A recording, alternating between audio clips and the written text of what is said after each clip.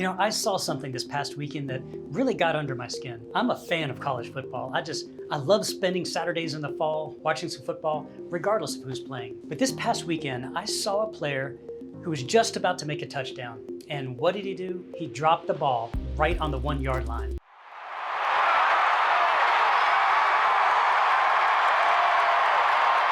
After video review, evidence shows that the runner dropped the ball prior to breaking the goal line plane.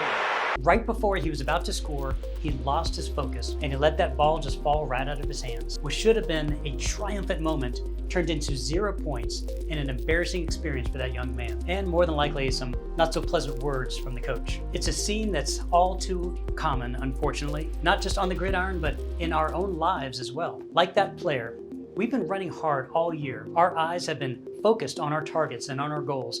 But as December rolls around, we start thinking about the holidays.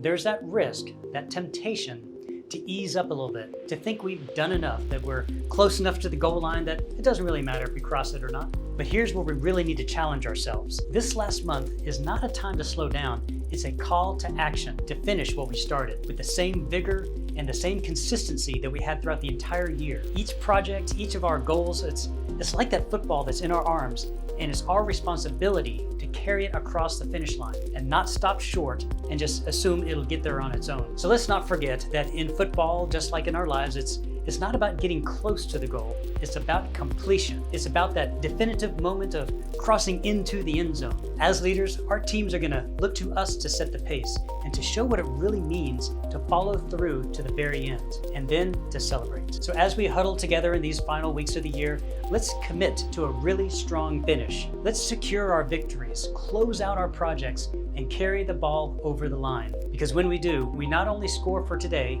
we set ourselves up for success in the games yet to come. Thank you for watching Bite Size Leadership. Let's finish the year strong.